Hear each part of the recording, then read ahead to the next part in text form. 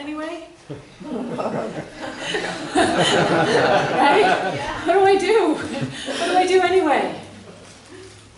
That space, that place where there's something calling us deeper, and yet it's not showing up in time and space. And we know that there's something that we need to be doing anyway. And we actually have no idea what that is.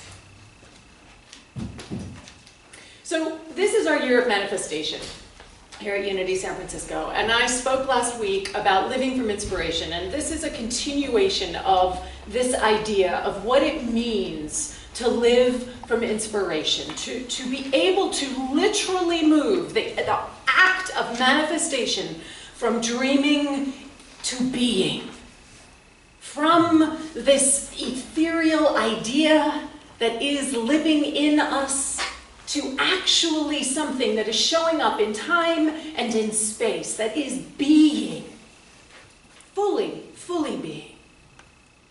So Howard Thurman, I've read this to you guys before, and I almost always read it in January, which I thought was kind of hilarious. I'm like, there's a rhythm sometimes to what we need to hear, and this for me is a great time to anchor. So many of us have set intentions, set resolutions, set something that we want to anchor the new year for ourselves with. Yes? Am I alone in that? No. So, and there comes a point where about week 3 into the new year, and there's that beginning of that check-in, like the resolution, the intention that started off so strong that first week. Where is it now? And we're only 3 weeks into the year. So this is from Howard Thurman. He was a mentor of Dr. Martin Luther King, and he introduced Dr. King to the nonviolence practices of Mahatma Gandhi's principles. And it is often said that without a Howard Thurman, you wouldn't have gotten a Dr. Martin Luther King. He has such wisdom. This particular piece is called "The Moments of My High Resolve." Keep fresh before me the moments of my high resolve. Despite the dullness and barrenness of the days that pass, if I search with due diligence, I can always find a deposit left by some former radiance. But I had forgotten. At the time, it was full-orbed, glorious, and resplendent. I was sure I would never forget. In the moment of its fullness, I was sure that it would illumine my path for all the rest of my journey. I had forgotten how easy it is to forget. There was no intent to betray what seemed so sure at the time. My response was whole, clean, authentic.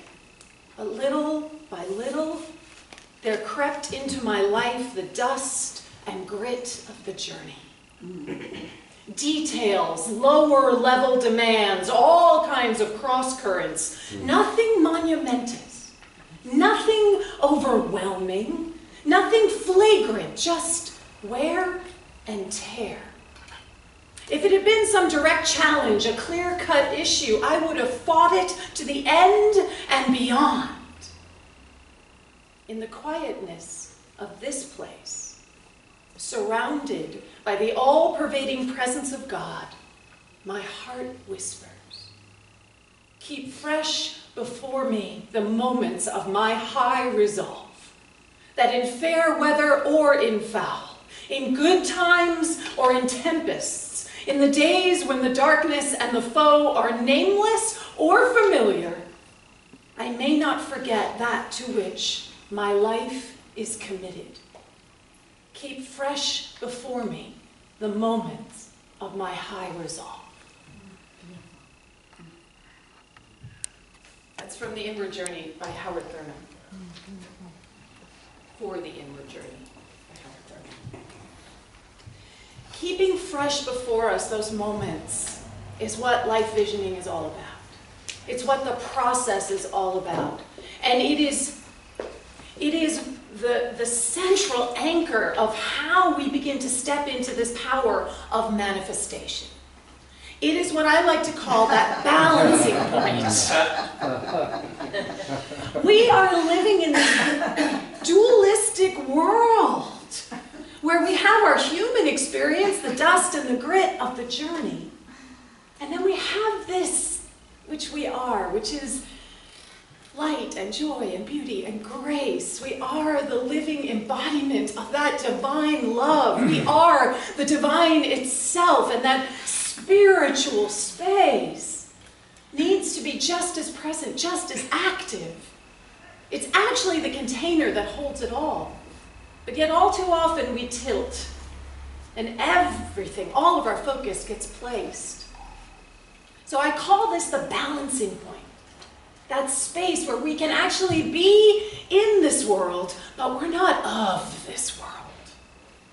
And it is when we are aligned in that space that manifesting something out of the spiritual realm, the field of infinite possibilities, into time and space, happens with an effortlessness and an ease and a grace.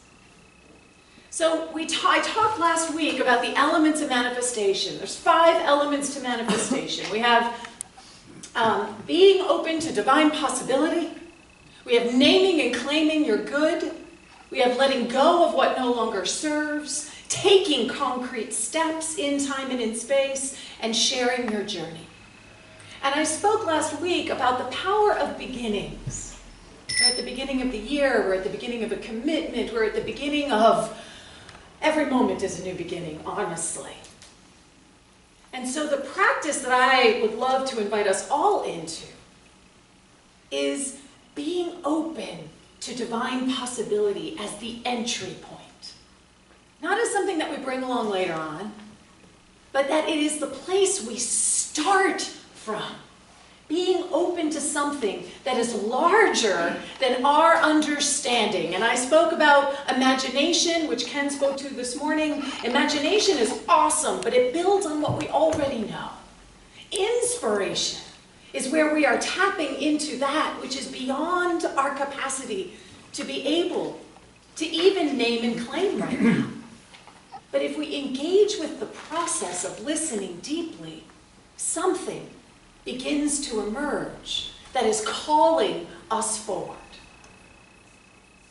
Reverend Michael says, you can't have anything in life that you are not willing to become in consciousness. All those spaces, those places where the dream, where the whatever it was, everything that Margot was singing about in that song, that wasn't actualizing in time and in space. We have to be willing to become it in consciousness. That is the foundational piece of how we actually begin to manifest something. It doesn't say we have to become it. Can you all see that? It says we have to be willing to become it. You don't have to actually know what it is. You don't even actually have to know what to do. You just have to be willing to allow yourself to be changed and transformed and grow and shift. Become something new. This is what gets in our way, right? We're so afraid. We're so afraid. We're afraid that we're going to be disappointed. We're afraid it's not going to turn out the way we want it. We're afraid that we don't deserve it. We're afraid that we're not enough. We're afraid we're too much. We're afraid we're going to make a mistake, an irrevocable mistake. All the ways that fear binds us up. So, fear in unity understanding actually translates into false evidence appearing real.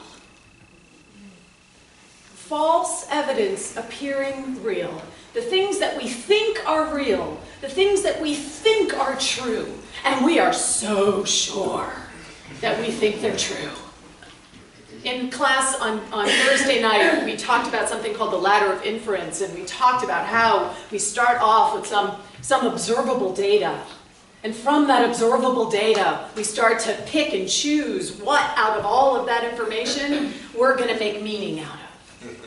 And then from that meaning that we've made out of that data, we start to create belief systems, and we start to create behaviors, and we start to create a whole system of living that ultimately is based on false evidence appearing real. We buy into it, hook, line, and sinker. And the thing that is so beautiful about the life visioning process is that it gives us an opportunity to disrupt this set pattern of understanding that we might have about our life and about the world. It allows us to tap into something larger than what we already know. We don't really know a whole lot, folks. Really. When you think about the expansiveness of this universe, when we think about our planet spinning in the midst of galaxies, and what do we really know? And yet we think we have it all figured out. False evidence appearing real. So I shared this idea. So as we are moving through various stages, as we're moving through the different arenas of our life, we are in various stages of consciousness with them. And so in Unity, we have four stages of consciousness. We have the victim consciousness, where we think everything's happening to us. I am a victim of this, everything's happening to me. We have the victor consciousness, or sometimes called the manifestor consciousness, where we think everything's happening by me. I'm going to get that done, gosh darn it. I'm going to make that happen. And I'm going to just will it into being. Anybody in here relate to that? If I just work hard enough, if I just do it perfectly, can you hear all that? Then of course it's going to show up. And then we have the channel consciousness, which is where we begin to understand that there's something else. There's another possibility out there. And it's a channel, that we are something's happening through us. Reverend Paul Hasselbeck would call this the hot dog in the bun, though we still don't quite own fully our divinity. We still think there's some separation between ourselves and the thing itself, because we're just the container, and there's something or someone else that is actually doing whatever is happening. So that's channel consciousness. And then we have the Christ Buddha. Oh, look what happened to Buddha. Being Buddha. He got broken up a little. He's Buddha. Buddha. Which is the as me, which is there is no separation. And when we look at the stages of consciousness, the to me and the by me, the victor and the victim, can you feel how they're flip sides of the same coin? You're either the victim, or you're the one who is persecuting the victim. And that makes you victorious. It makes you on top. It gives you power. And both of those stages of consciousness are fear-based. They're fear-based. And I bet if you look at the places in your life where you are struggling to manifest something, where you are struggling to move past it and to actually have it show up in time and in space, that there is this consciousness, victim or victor, operating in some way. And that fear is the obstacle. The fear is the thing that you aren't able to move past. False evidence appearing real. So the flip side of fear? Faith. Faith, right? If fear is false evidence appearing real, faith is our capacity to know truth. Faith is our capacity to see past the seeming circumstances. Faith is our ability and our capacity to name and claim from a place of absolute truth, from the clarity of the divinity that we are. That is our faith. So the flip side of fear is always going to be faith, which is a power.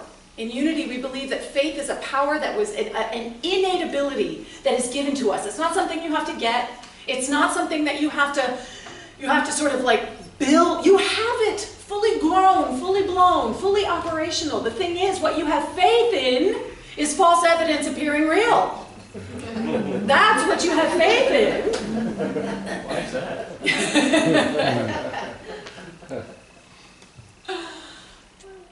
So are you willing to be your most authentic self? Really? Are you willing to let go of that consciousness that is not serving your greatest good? Are you willing to shift your consciousness to become the thing in consciousness that you are hoping to have show up in time and in space? Because that is the only way we can manifest it. We have to become it in consciousness. So it's an opportunity. So rather than looking at these stages of consciousness of being places where we have lack and limitation, because you can feel it, right? Oh, I'm a victim. Oh, it's all about what I don't have.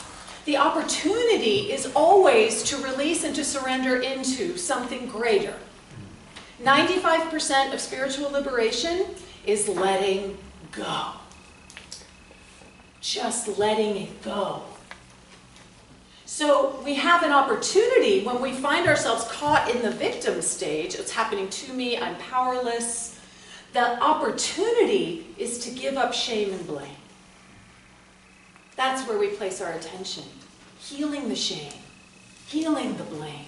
That's how we move away and out of our victimness.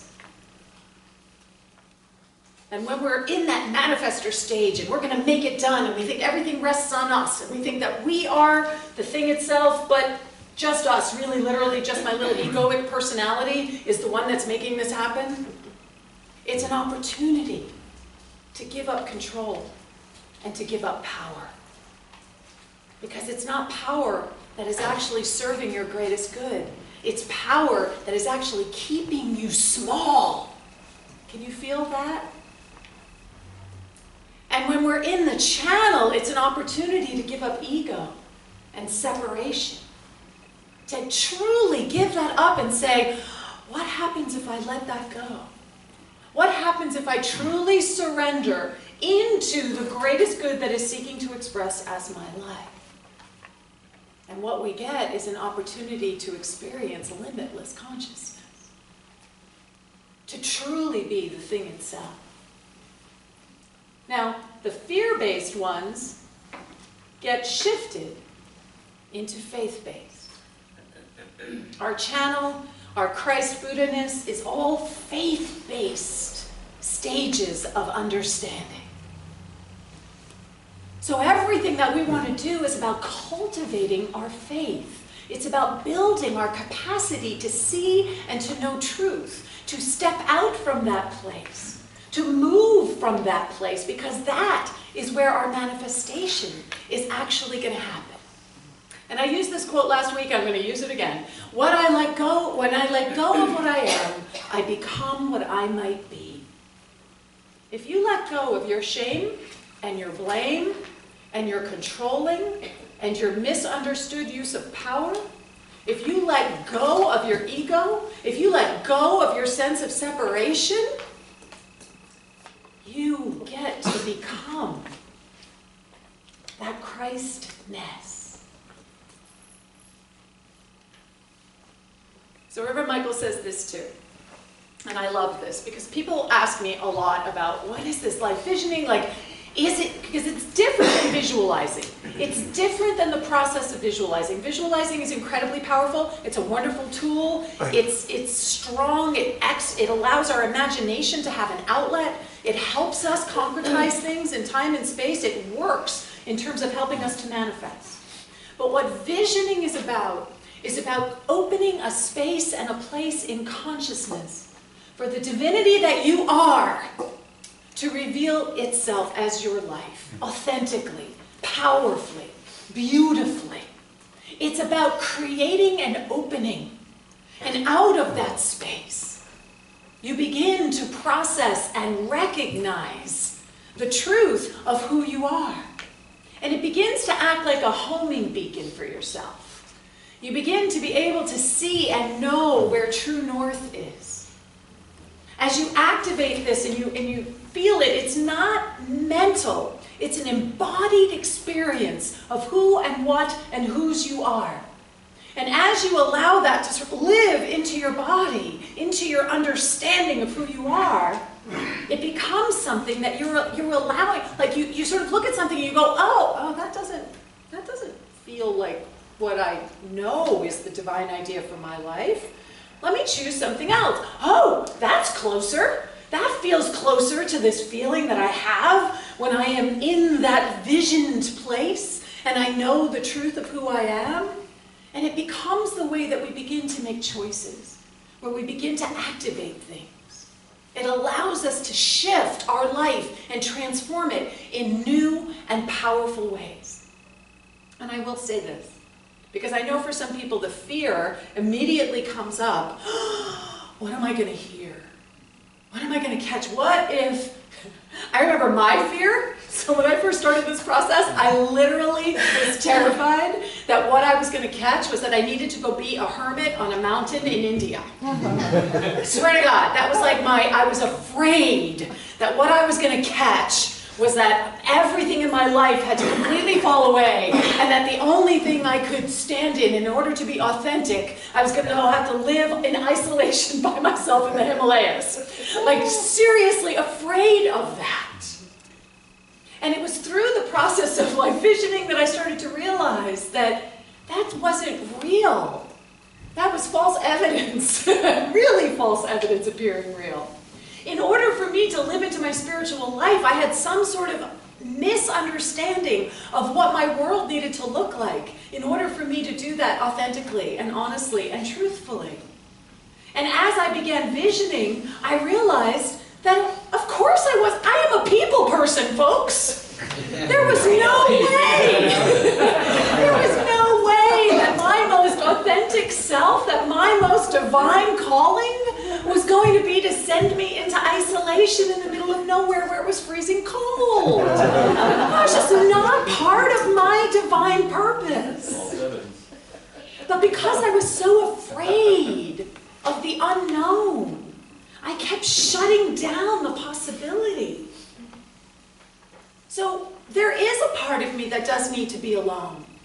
But I don't have to go live in the Himalayas to do that. Back here in San Francisco, it suffice. Right. I mean, I go on 10-day silent Vipassana retreats. I create the space for myself to satisfy that peace. But because I have started visioning, I'm no longer caught up with some idea that whatever it is I'm going to hear is going to be something that is not what I want. So I want to be really clear about this. When we are life visioning, we are catching the divine idea for our life, and we are part of that divine idea right now. So everything you feel, everything you already are, it doesn't get thrown out. It doesn't go away. It just gets deepened and explored more fully, and you're allowed to step into it in a different way, in a completely different way. But it's not as if you're going to hear anything that you don't want to hear. We're really good at blocking out what we don't want to hear. We're doing it right now in some way, shape, or form. So if you could let the fear go that you're somehow going to hear or discover or understand something that you never in a million years want to actually do or be, that just doesn't happen. It just doesn't happen. Might you catch something that is your leading edge? Oh yeah. I still remember the time that I caught myself. I had lived in LA when I was in my sort of mid-20s and was really unhappy there. I really didn't like it. My partner was going to UCLA in the graduate program at the time, and I was only there for her. And I was very, very unhappy living in Los Angeles. It was a car culture. I mean, it was so foreign to me coming from New York City. It was like, coming from San Francisco and New York, I was like, what is going on here? And I got out and I left LA. And I was living in New York, and my life was in the midst of change, and I visioned, and I clearly saw myself driving down Fountain Avenue in Los Angeles, like clear as day, just driving there, and I was living there. And I freaked out because I did not want to move back to Los Angeles. because I had been there before and I knew I didn't want to move back there again. And I sat there with that for literally about a day where I was like, okay, but I asked for guidance and not got guidance. I mean, and not subtle, like bonk, like hitting me over the head. And then the next day, I discovered New Thought teaching. The next day, I discovered New Thought teaching. And I started attending the Church of Religious Science at the Center for Spiritual Living in New York City at that time. And all of a sudden, all I kept hearing about was agape, agape, agape. Where's agape? In Los Angeles. And within 3 months, I had moved to Los Angeles. It was my leading edge, and I loved it. I mean, this time around, I loved it, because I was there for a purpose. I was there for a reason. I was there for something that actually fit into my divine purpose unfolding. I literally lived in Los Angeles for exactly 4 years, just enough time for me to finish my practitioner training. Just enough time. And then we moved away. Don't be afraid of what you might hear. It is you calling to you. It is your deepest dreams calling to you, always calling you forth. It is your true north that is anchored in the heart. It's anchored in the very, very core of your being. And yes, it might mean that you have to let something go. It might mean that something that you have been doing and being is time for it to shift into something new. So I'm going to close with Howard Thurman again. This is from I Will Sing a New Song by Howard Thurman. The old song of my spirit has wearied itself out. It has long ago been learned by heart, so that it now repeats itself over and over, bringing no added joy to my days or lift to my spirit. It is a good song, measured to a rhythm to which I am bound by ties of habit and timidity of mind. The words belong to old experiences which once sprang fresh as water from a mountain crevice fed by melting snows. The work of the old song, perfect in its place, is not for the new demand. I will sing a new song. As difficult as it is, I must prepare for new melodies that have never been mine before. How I love the old familiarity of the wearied melody, how I shrink from the harsh discords of the new, untried harmony. Teach me, Father, Mother, divine within, that I may learn the fresh new accent, the untried melody, so I will sing this day a new song, that I may rejoice with each new day and delight my spirit in each fresh unfolding. So this is the invitation. Living an inspired life means that in every moment of every second, you are open to hear, to catch, to glimpse the new song that is always arising within you. So let's take this into our time of meditation.